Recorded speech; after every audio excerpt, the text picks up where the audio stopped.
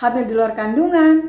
Kok bisa ya? Assalamualaikum YouTube. Pina Ika di sini, tentunya di channel Ika Cook Official.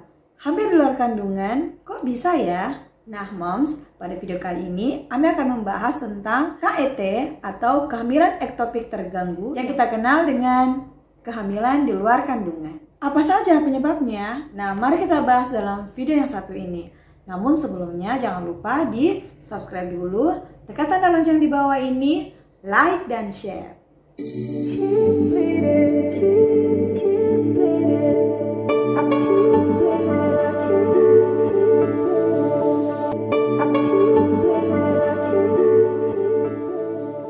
Moms, pasti udah tahu kan kalau kehamilan itu diawali saat sel telur dibuahi sel sperma. Sel telur yang sudah dibuahi sperma ini kemudian berubah menjadi embrio. Proses pembuahan ini biasanya terjadi di saluran tuba falopi, yaitu saluran penghubung antara rahim dengan ovarium atau tempat di mana sel telur diproduksi. Setelah terjadi pembuahan, embrio akan menetap sementara di tuba falopi kurang lebih 3 hari sebelum menuju ke rahim. Di rahim itulah embrio akan menempel dan berkembang menjadi janin hingga 9 bulan kehamilan. Tetapi sayangnya nih Moms, kadang-kadang embrio gagal turun ke rongga rahim dan malah menempel di tuba falopi. Dengan kata lain, embrio menempel di tempat yang bukan seharusnya. Nah, makanya kasus ini disebut kehamilan di luar kandungan. Istilah medisnya adalah kehamilan ektopik. Karena menempel di tempat yang salah nih Moms, maka tubuh Moms akan bereaksi untuk mencoba mengenyahkan si embrio ini. Reaksi tubuh ini akan menghasilkan gejala. Misalnya, Moms merasakan nyeri hebat pada perut bagian bawah, biasanya terjadi pada satu sisi. Moms mengalami perdarahan tidak normal dari vagina. Jika Moms tidak aware dan tidak segera periksa ke dokter, embrio yang salah tempat ini akan semakin besar. Ia bisa merobek tuba falopi dan menyebabkan nyeri dan perdarahan hebat yang membahayakan Moms. Meskipun embrio yang menempel di luar kandungan ini bisa bertahan, tetapi tidak akan bisa tumbuh normal seperti ketika berada di dalam rahim.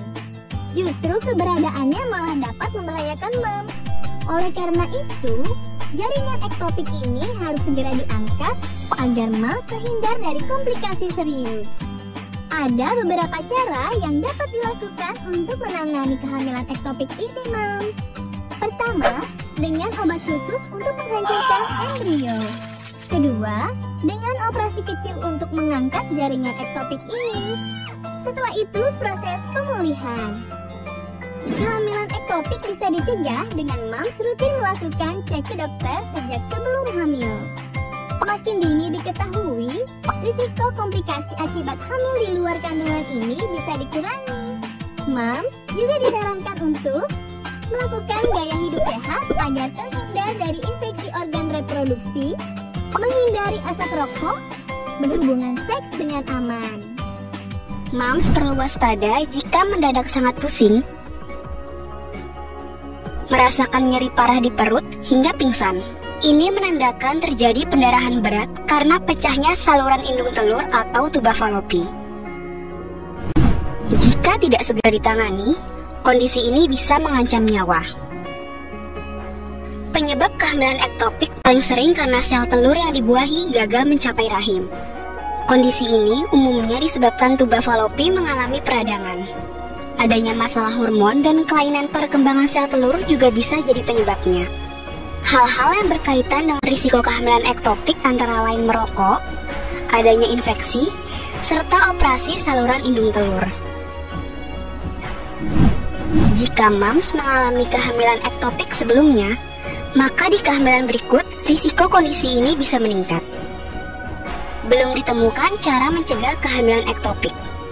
Namun Moms bisa melakukan beberapa hal untuk mengurangi risikonya. Hindari merokok. Berhentilah ketika menjalani program kehamilan. Serta cegah infeksi pada organ intim dengan menjaga kebersihan, serta periksa kesehatan organ reproduksi ke dokter. Terima kasih sudah menonton video dari Ami. Semoga informasi yang Ami berikan bermanfaat untuk kalian semua.